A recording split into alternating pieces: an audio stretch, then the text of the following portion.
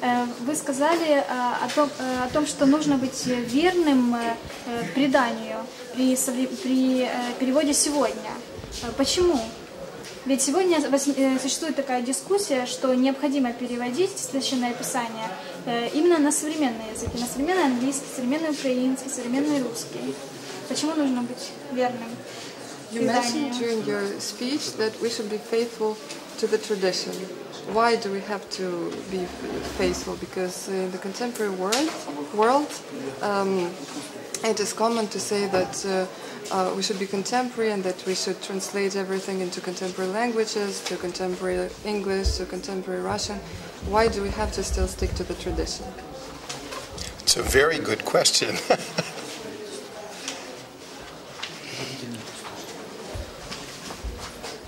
No, it's a very good question. And it's one of the biggest challenges that the Church, in all of its expression, whether we're speaking of Orthodox or Catholics, it's something we all struggle with. Это очень хороший вопрос, он касается православной и католической церкви, это соединение традиции и современности, это то, вот с чем вызов, который мы принимаем. Here in Ukraine, because language is life, really, and I think it's important to remember it that way. It's not just simply a matter of translating or picking an idiom, but really how we speak and how we express ourselves is a part of us. Язык – это жизнь. Дело не только в том, какое мы слово подберем, какую идиому. Дело в понимании того, что то, как мы говорим, это часть нас самих. So, for instance, here in Ukraine, in terms of the Byzantine tradition, one of the things which I hear commonly, both from Greek Catholics and from Orthodox, is that the monastic tradition is in crisis because of its confrontation with the contemporary world. Здесь, в Украине, где распространена византийская традиция и греко-католическая, и в православной церкви я часто слышу, что монашеская традиция переживает кризис из-за того, что она не состыкуется с современным миром. But I think that happens because we forget about our tradition. Я думаю, это происходит, потому что мы забываем нашу традицию. Because I cannot, let's say, strip myself of all that I am and have been for centuries, because I'm not just me, I'm a whole history. And I can't strip myself of that and expect in some way or another to enter into dialogue with people who are different than me. Я не могу просто так избавиться от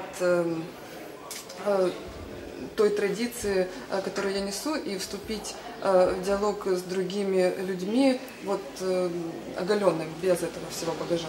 So I'd say simply, the tradition is important because it's the only reasonable point of departure for any kind of dialogue with culture.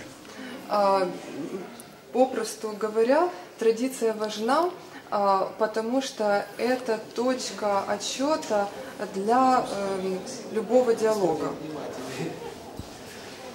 И еще один вопрос. Вы не впервые на Успенских чтениях, во второй раз уже на Успенских чтениях. Скажите, как вы считаете, чем отличается Успенские чтения от других научных форумов, по вашему мнению? It's not the first time when you participate in the Assumption readings. The second time. It's the second time. It's the second time. How do you think are Assumption readings different from other theological forums, conferences? I don't know, because this is not usually part of my life. The Assumption readings are a very special part of my life, and a unique one in terms of, at this point in time, at least in Ukraine, this is the one experience which I have. I don't have others that I can more or less confront it with.